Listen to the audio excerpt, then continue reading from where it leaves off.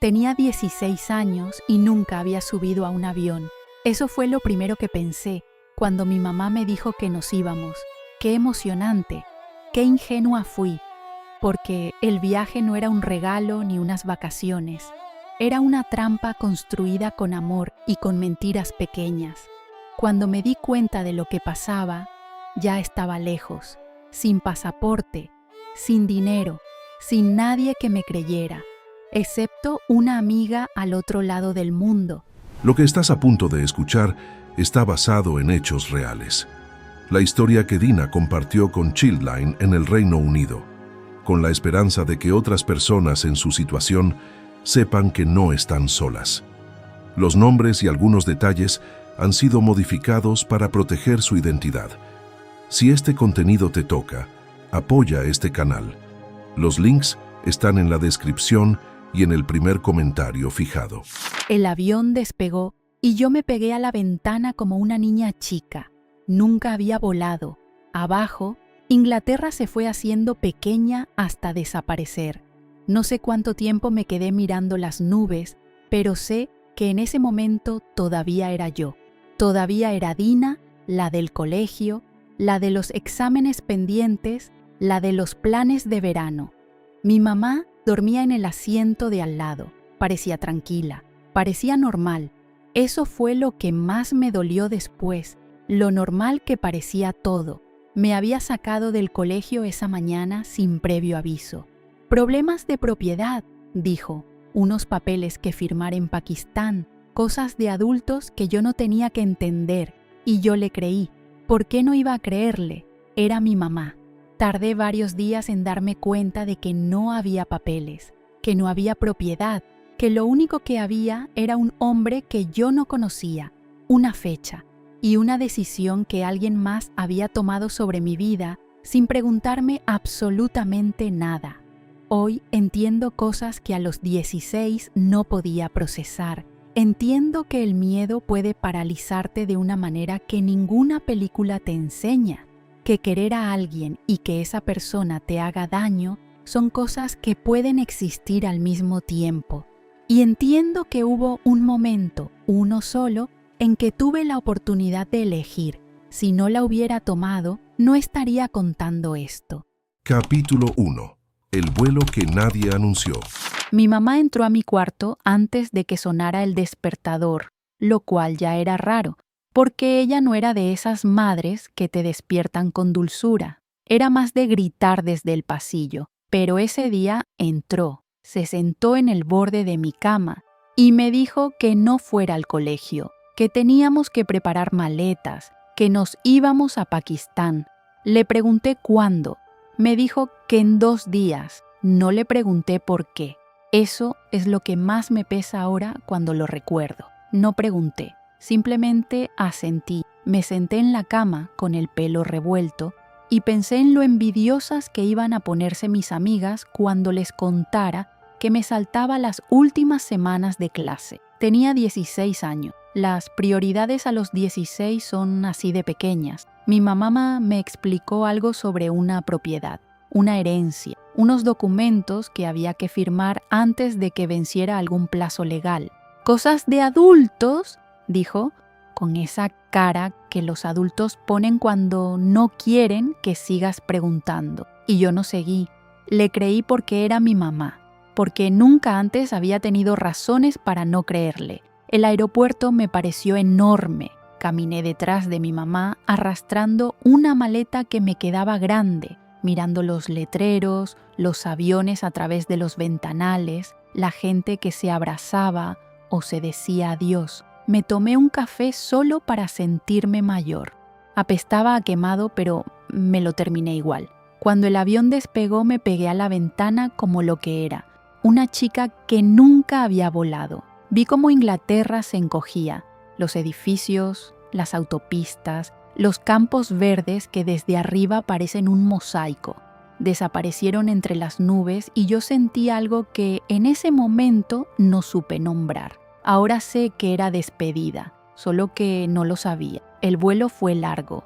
Dormí un rato, comí algo que no reconocí del todo. Mi mamá miraba la pantalla del asiento con audífonos y yo pensé que parecía tranquila, que parecía normal. Volví a dormirme sin saber que esa normalidad era la parte más ensayada de todo lo que vendría. Aterrizamos de noche. El calor fue lo primero que sentí al salir del avión. Un calor húmedo que no se parece en nada al calor inglés. Me pegó en la cara como una bofetada suave. Olía a tierra, a algo que no tengo palabra en inglés para describir, algo vivo y denso que te llena la nariz de golpe. En el aeropuerto nos esperaba familia, más gente de la que yo esperaba para una visita sobre papeles legales, tíos, primas, una abuela a la que apenas reconocí de fotos. Me abrazaron con una intensidad que no cuadraba. Demasiada emoción para una llegada de trámite. Pero yo estaba cansada del vuelo y atribuí todo a que en mi familia las emociones siempre fueron así de grandes, así de ruidosas. Los primeros días fueron confusos, pero no alarmantes. Me llevaron a una casa grande, me dieron una habitación, me alimentaron hasta que no podía más. Las mujeres de la familia me rodeaban constantemente.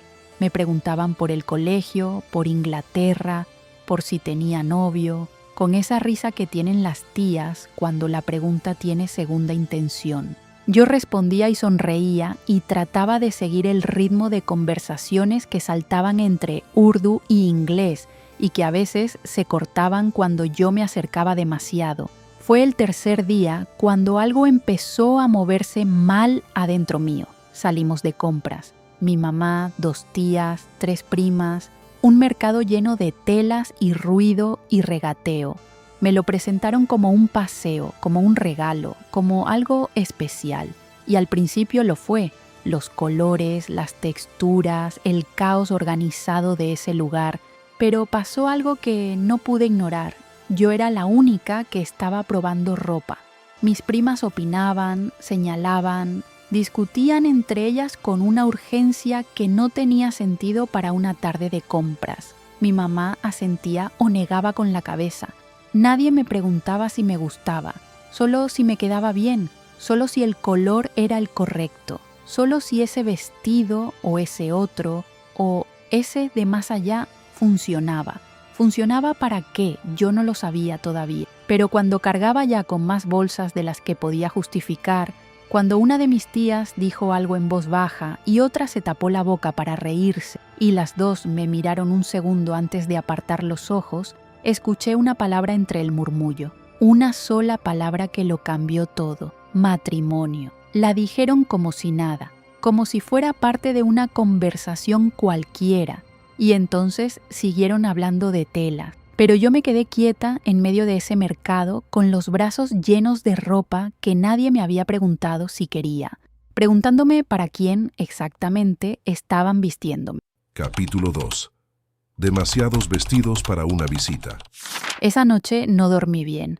Me quedé mirando el techo de esa habitación que no era la mía, con el ventilador girando despacio, y traté de convencerme de que había escuchado mal, que la palabra había sido otra, que mi cabeza, cansada del vuelo y del calor y de tanto estímulo nuevo, había fabricado algo que no existía. Me lo repetí hasta que casi me lo creí, casi, porque a la mañana siguiente mi mamá entró a mi cuarto con una sonrisa que yo no le conocía. No era su sonrisa de siempre, esa sonrisa cansada de madre que trabaja y llega tarde y todavía tiene que hacerte la cena. Era otra cosa, una sonrisa de ocasión, de evento. Me dijo que ese fin de semana había una boda. Le pregunté de quién. Me dijo que de un primo, alguien de la familia del lado de mi papá, alguien que yo no había conocido nunca. Me dijo que sería bonito, que me pusiera uno de los vestidos nuevos, que era una celebración. Asentí, sonreí. Traté de que mi cara no dijera lo que mi estómago ya sabía. Los días que siguieron fueron los más extraños de mi vida. Por fuera todo parecía preparación para una boda ajena. Había movimiento en la casa, olía a comida todo el tiempo. Las mujeres entraban y salían con telas y bandejas y conversaciones aceleradas. Pero había algo en cómo me miraban que no encajaba, una atención demasiada. como si yo fuera parte del decorado y ellas estuvieran verificando que todo estuviera en su lugar. Una de mis primas, la mayor, se sentó conmigo una tarde en el patio. Hablamos de cosas sin importancia al principio, de música, de series, de cosas que las chicas de nuestra edad hablan. Y luego, como sin querer, me dijo que yo era muy afortunada, que no todas las familias se tomaban tanto cuidado, que había chicas que no tenían tanta suerte. Le pregunté de qué estaba hablando. Me miró un segundo, luego miró hacia otro lado. «De nada», dijo, y cambió el tema. Esa noche busqué mi pasaporte en la maleta. No estaba. Revisé 2 veces, 3, puse todo en el suelo, revisé cada bolsillo. Nada. Me dije que quizás mi mamá lo guardaba a ella por seguridad, que era normal, que las madres hacen eso cuando viajan con hijos. Me lo dije con mucha convicción, pero cuando fui a preguntarle, algo me detuvo en la puerta de su cuarto. Escuché voces adentro, la voz de mi mamá y la de una tía. Hablaban rápido, en voz baja. Escuché mi nombre. Retrocedí sin hacer ruido y volví a mi cuarto. El día de la supuesta boda me vistieron entre varias. Mi mamá, 2 tías, una prima que no paraba de arreglarme el pelo. Me pusieron uno de los vestidos del mercado, uno que no había escogido yo, de un tono rojizo que a ellas les parecía perfecto. Me pusieron joyas que no eran mías. Me miraron como a un cuadro que están terminando de colgar. Yo dejé que lo hicieran porque todavía, una parte de mí quería creer que me equivocaba. El lugar al que llegamos no parecía exactamente una boda. O sí, pero de una manera que me incluía demasiado. Había gente sentada en filas, había flores, había un espacio al frente al que nadie me explicó para qué era. Y había un hombre. Lo vi desde el otro lado del patio. Era mayor, no sé cuántos años, pero mayor, mucho más que yo. Estaba vestido de manera formal, hablaba con unos hombres que yo no conocía, y en algún momento giró la cabeza y sus ojos cayeron sobre mí con una calma que me heló. No fue una mirada de curiosidad, fue una mirada de inventario. Me tomó apenas un segundo entenderlo todo. No como una revelación dramática, no como en las películas, fue más silencioso que eso. Fue como cuando ves una figura en la oscuridad y tu cuerpo reacciona antes de que tu mente procese lo que está viendo. Me giré hacia mi mamá. Ella no me miraba. Miraba hacia adelante con esa sonrisa de ocasión. Le tomé el brazo. Le dije su nombre en voz baja. Le pregunté qué estaba pasando. Me apretó la mano. Me dijo que me calmara, que todo estaba bien, que era un buen hombre, que la familia lo había revisado, que ella solo quería lo mejor para mí, quería lo mejor para mí. Esa frase me dio más miedo que todo lo demás junto, porque en ese momento supe que no había error, que no había malentendido, que el vestido, las joyas, el viaje, los días de preparación, todo había sido para esto, y que nadie en ese patio, excepto yo, pensaba que había algo malo en lo que estaba ocurriendo. Capítulo 3. Lo que no puedes gritar. Hay un tipo de miedo que no hace ruido. No es el miedo que te hace gritar ni el que te paraliza de golpe. Es más lento, se instala despacio, como el agua que sube sin que notes cuándo te llegó a la cintura. Eso fue lo que sentí esa tarde, rodeada de gente que sonreía, en un patio lleno de flores, con un vestido que no había elegido. No grité, no lloré, no hice una escena. Me quedé quieta y sonreí cuando alguien me sonreía. Respondí cuando alguien me hablaba. Me moví cuando me dijeron que me moviera. Por fuera era la chica que se supone que tenía que ser. Por dentro era otra cosa completamente. Esa noche, de regreso en la casa, esperé a que todo se apagara, a que las conversaciones se fueran apagando cuarto por cuarto, a que el olor a comida se fuera enfriando, a que los pasos en el pasillo se hicieran cada vez más escasos. Y cuando el silencio fue suficiente, fui al cuarto de mi mamá. Entré sin llamar. Estaba despierta. Me miraba como si me estuviera esperando. Le dije que no quería casarme, que tenía 16 años, que todavía estaba en el colegio, que no conocía a ese hombre. Lo dije con una voz más controlada de lo que sentía por dentro, porque algo en mí sabía que si lloraba iba a perder, que las lágrimas en ese contexto no eran debilidad, sino munición para el otro lado. Mi mamá me escuchó en silencio. Cuando terminé, me dijo que lo entendería con el tiempo, que así había sido para ella también, que su matrimonio al principio tampoco había sido su elección y mírala ahora. Me dijo que la familia había pasado mucho tiempo buscando a alguien adecuado, que este hombre tenía trabajo, tenía casa, tenía estabilidad. Me dijo que en esta vida las mujeres no siempre tienen el privilegio de elegir, pero que eso no significaba que fuera a estar mal. Le pregunté dónde estaba mi pasaporte. Hubo una pausa demasiado larga. Me dijo que estaba guardado, que no me preocupara por eso. Salí de su cuarto sin decir nada más. Caminé hasta el mío, cerré la puerta con cuidado para no hacer ruido y me senté en el suelo con la espalda contra la cama. El ventilador giraba. Afuera había perros ladrando a lo lejos. Pensé en el colegio, en mis profesoras, en el olor a cafetería los lunes, en cosas pequeñas y concretas, porque si pensaba en algo grande me iba a quiebrar y no podía permitirme quebrarme todavía. Pensé en Izzy. Izzy era mi mejor amiga desde los 12 años, la clase de amiga que sabe todo de ti sin que tengas que explicar nada. Nos habíamos mandado mensajes durante el viaje, cosas normales, fotos del aeropuerto, bromas sobre el calor. Ella creía que era un viaje de familia. Yo le había contado la versión que mi mamá me había dado. Saqué el teléfono. Tenía señal, poca, pero suficiente. Me quedé mirando la pantalla durante lo que me pareció mucho tiempo. Pensé en lo que significaba mandarle ese mensaje. Pensé en mi mamá, en la familia, en todo lo que podía romperse si yo abría la boca, en todo lo que ya estaba roto aunque yo guardara silencio. Hay decisiones que en el momento no se sienten como decisiones, se sienten como respirar, como lo único que puedes hacer porque lo contrario es dejar de existir de una manera que no tiene que ver con el cuerpo.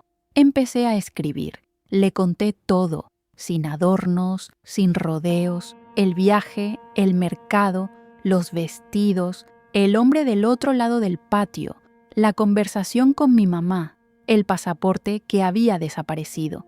Lo escribí todo en el orden en que me salió, sin revisar, sin borrar. Le dije en qué ciudad estaba. Le dije el nombre de la calle que había visto en una esquina esa tarde. Envié el mensaje y apagué la pantalla. Metí el teléfono debajo del colchón y me quedé en el suelo esperando, sin saber exactamente qué estaba esperando. Si una respuesta, si un milagro, si el valor suficiente para aguantar lo que viniera después. Lo que no sabía entonces era que Izzy no iba a quedarse con el mensaje, que lo iba a leer, a entrar en pánico y a hacer exactamente lo correcto. Lo que no sabía era que al otro lado del mundo alguien estaba a punto de contestar el teléfono y que esa llamada iba a cambiar todo. Capítulo 4. El mensaje que lo cambió todo. Izzy me respondió a los 20 minutos. Solo 3 palabras. ¿Estás bien ahí? Le escribí que no, que necesitaba ayuda, que no sabía qué hacer, pero que sabía que si no hacía algo pronto iba a ser demasiado tarde. Le pedí que no le dijera nada a nadie de la familia, que no llamara a mi mamá, que confiara en mí. Ella me preguntó si tenía miedo. Le dije que sí. Hubo una pausa. Luego me escribió: voy a buscar a alguien que pueda ayudarte. No hagas nada todavía.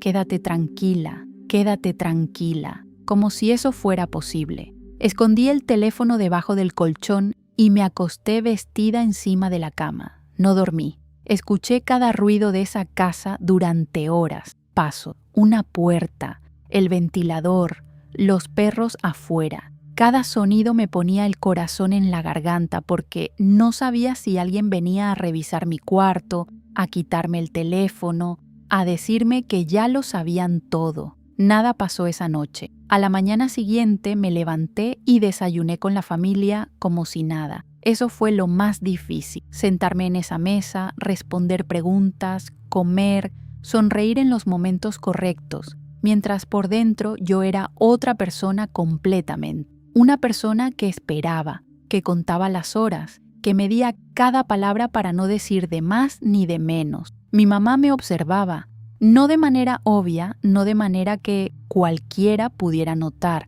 pero yo la conocía. Sabía cuándo me estaba mirando aunque mirara hacia otro lado, y ese día me miraba más de lo normal. Izzy me escribió al mediodía. Había llamado a algo que se llamaba la Forced Marriage Unit, una unidad del gobierno británico. Me explicó que eran personas especializadas en exactamente este tipo de situaciones, que le habían dicho que llamara, que les diera los detalles, que ellos se encargaban del resto. Leí ese mensaje 3 veces. No sé lo que sentí exactamente. No era alivio todavía. Era algo más pequeño que eso. Era la primera vez desde que había llegado a ese país que alguien con autoridad sabía lo que estaba pasando. Que yo no era solo una chica sola en una habitación con un ventilador y miedo.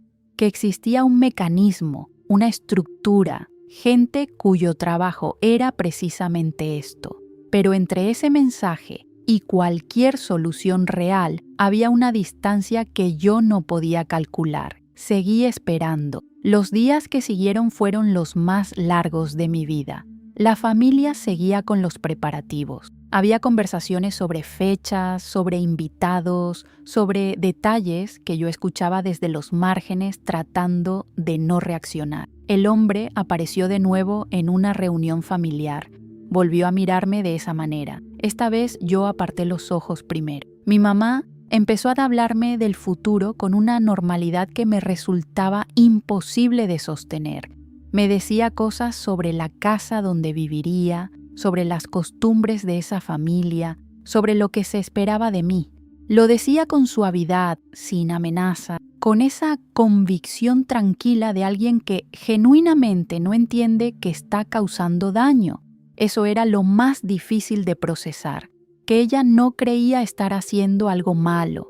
Yo seguía mandando mensajes a Izzy cuando podía, en el baño, a veces, o de noche cuando la casa dormía. Ella me actualizaba con lo poco que sabía, que la Forced Marriage Unit había contactado a la Alta Comisión Británica en Pakistán, que estaban trabajando en el caso, que necesitaban confirmar mi ubicación exacta. Le mandé la dirección que había memorizado de una carta que vi sobre la mesa de la cocina. Luego esperé.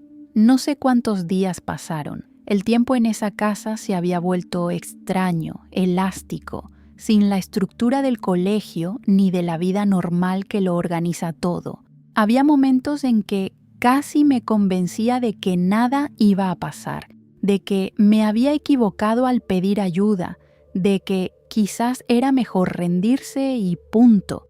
Pero entonces recordaba esa mirada desde el otro lado del patio y el estómago se me cerraba y sabía que no podía. Fue una tarde cualquiera. Estaba sentada en la sala con mi mamá y 2 tías cuando escuchamos golpes en la puerta. Mi mamá fue a abrir.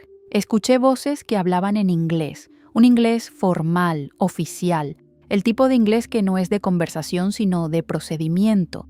Mi mamá los dejó pasar con una expresión que no le había visto antes. Eran 2 personas, bien vestidas, con identificaciones. Dijeron que venían de la Alta Comisión Británica. Saludaron a todos con cortesía y luego uno de ellos me miró a mí directamente y me preguntó, con una calma que todavía recuerdo, si podían hablar conmigo, a solas. Mi mamá dijo algo, protestó creo, pero accedió. Y yo me levanté del sofá con las piernas temblando y lo seguí al pasillo. Sabía que lo que pasara en los próximos minutos lo iba a cambiar todo. Lo que no sabía era si iba a tener el valor suficiente para decir lo que tenía que decir. Capítulo 5. La puerta que decidí cruzar. Me preguntaron si estaba bien. Esa fue la primera pregunta. No me pidieron datos, No empezaron con formularios ni con procedimientos. Solo me miraron y me preguntaron cómo estaba. Y algo en esa pregunta tan simple, tan directa, rompió algo que yo había estado sosteniendo con mucha fuerza durante demasiados días. Empecé a llorar, no de manera controlada. Lloré como no había llorado desde que habíamos aterrizado, con ese tipo de llanto que te sale del centro y que no puedes parar aunque quieras. Uno de ellos me puso una mano en el hombro, el otro esperó en silencio. No me apuraron, no me dijeron que me calmara. Cuando pude hablar, les conté todo. El viaje, la historia de los papeles, el mercado, los vestidos, el hombre, la conversación con mi mamá, el pasaporte desaparecido. Lo conté en el orden en que me salió, sin estructura, sin intentar sonar convincente, solo la verdad tal como la había vivido. Me escucharon sin interrumpirme. Cuando terminé, me preguntaron algo que no esperaba. Me preguntaron si quería irme con ellos. No me dijeron que tenía que hacerlo, no me presionaron. Me dejaron la pregunta en el aire como una puerta abierta y me miraron esperando que yo eligiera. Y eso, precisamente eso, fue lo que me quebró de una manera distinta, porque era la primera vez en todo ese viaje que alguien me preguntaba qué quería yo. Asentí. No pude hablar, solo asentí. Me dijeron que esperara un momento. Salieron al salón. Escuché la voz de mi mamá levantarse, romperse, insistir en algo que no pude entender del todo desde el pasillo. Escuché la voz de uno de los oficiales, tranquila y firme, explicando algo en ese inglés de procedimiento. Luego silencio. Mi mamá entró al pasillo. Me miró de una manera que no he podido olvidar. No era furia solamente, era algo más complicado que eso. Decepción quizás, o dolor, o las dos cosas revueltas con algo que nunca voy a poder nombrar del todo. Me dijo que estaba cometiendo un error, que me iba a arrepentir, que la estaba avergonzando delante de toda la familia. Yo la miré, le dije que la quería, y luego crucé la puerta. Me senté en el asiento trasero y miré por la ventana cómo la casa se alejaba. No lloré en ese momento. Estaba demasiado ocupada procesando que había pasado, que era real, que efectivamente me estaba yendo. Los oficiales me llevaron a un lugar seguro. Me explicaron los pasos que seguirían. Me dijeron que la Forced Marriage Unit en Londres iba a coordinar todo para mi regreso al Reino Unido. Me preguntaron si tenía hambre. Les dije que no, aunque sí tenía hambre. Era el primer momento de privacidad real que había tenido en días y no quería llenarlo con comida, sino con silencio. El regreso no fue inmediato. Hubo trámites, días de espera, gestiones que yo no controlaba, pero que alguien más estaba manejando por mí. Y por primera vez en mucho tiempo, dejar que alguien más manejara algo no se sintió como una trampa. Cuando finalmente aterricé en Inglaterra, lloré otra vez, de otro modo, sin drama, sin ruido. Solo lágrimas que caían porque sí, porque el suelo bajo mis pies era el correcto, porque el aire frío de ese aeropuerto era el más familiar que había olido en mi vida. Izzy estaba esperando en la terminal. Nos abrazamos sin decir nada durante un rato que no supe medir. Lo que nadie te cuenta es lo que viene después, porque esa parte no tiene música de fondo ni plano final bonito. La Forced Marriage Unit me ayudó con alojamiento porque volver a casa de mi mamá no era una opción real en ese momento. Algunos familiares me llamaron para decirme que había deshonrado a la familia. Otros simplemente desaparecieron de mi vida sin despedirse. Hubo días en que el silencio de no tener familia alrededor era más pesado que cualquier otra cosa que hubiera sentido en Pakistán. Tomé la decisión de no mantener contacto con ninguno de ellos por un tiempo. No porque los odiara, sino porque necesitaba espacio para entender quién era yo sin el peso de lo que ellos esperaban que fuera. Eso también duele. Nadie te dice que liberarte puede doler casi tanto como lo de lo que te liberaste. Pero aquí estoy. Terminé el colegio. Encontré personas que me conocen sin conocer la historia primero. Aprendí que pedir ayuda no es traicionar a nadie. es sobrevivir, y aprendí que hay una diferencia enorme entre una familia que te quiere y una familia que te quiere siempre y cuando seas exactamente lo que ellos necesitan que seas. Izzy me salvó con 3 palabras y una llamada de teléfono. Yo me salvé decidiendo cruzar esa puerta. Dina hoy tiene una vida que construyó desde cero, sin el mapa que su familia había trazado para ella, sin el nombre del hombre que alguien más eligió. Su historia no es un caso aislado. Según la Forced Marriage Unit del gobierno británico, en el último año registrado más de 1/3 de las víctimas que pidieron ayuda tenían 17 años o menos. El Pakistán aparece como el país más frecuente en estos casos, año tras año, sin excepción. Y detrás de cada estadística hay una chica con una mochila escolar una primera vez en avión y una mentira que alguien que debía protegerla construyó con mucho cuidado. Lo que Dina quiere que sepas es simple. Existe ayuda. Existe gente cuyo trabajo es exactamente este. Si esta historia te movió algo por dentro, compártela. Puede que alguien en tu entorno necesite escucharla. Suscríbete al canal, deja tu like. Hasta la próxima historia.